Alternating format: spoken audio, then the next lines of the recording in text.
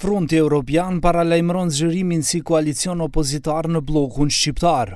Thot se në garë për zgjedhjet lokale do të kandidojnë me lista të përbashkëta, por edhe me parti të tjera, të cilat aktualisht tani nuk janë pjesë e koalicionit. Deputetja e BDI-s Rina Ajdari tha se po bëhet një unifikim më gjithëpërfshirës.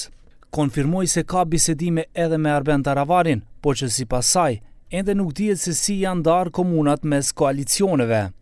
Do të jemi në front evropian, në front kombëtar, si doni quani, sepse sipas situatës në cilën gjendemi, që është një situatë jashtëzakonisht e vështirë, me këto qëllime dashakeqe të qeverisë për të instaluar një politikë të përjashtimit, të marginalizimit edhe për shqiptarët, po të mos flasim më edhe për komunitetet tjera më të vogla. Kështu që neve tani për momentin na duhet një unifikim, na duhet një bashkim në këtë front evropian, në këtë front kombëtar për ta amortizuar këtë situatë dhe për ta luftuar të keqen, të cilën po e promovon edhe me politik në terren, po edhe me narrativin politik të gjithë pjesëtarëve të qeverisë.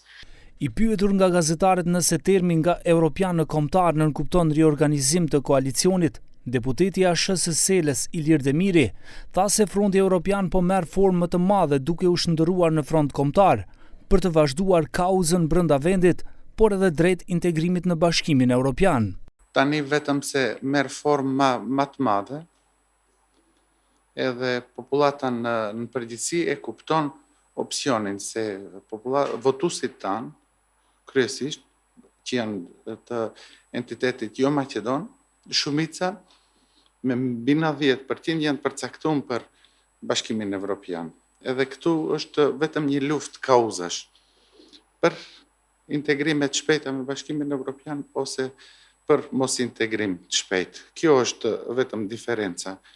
Mbrëm pas mbledhjes së kryesisë së BDI-s, partia kumtoi se vendosen një zëri të japin përkraje kryetarit të tyre Ali Ahmeti për të intensifikuar përpjekjet për unifikimin e të gjitha forcave progresive, si thon ata në frontin evropian, ashtu edhe në frontin kombëtar.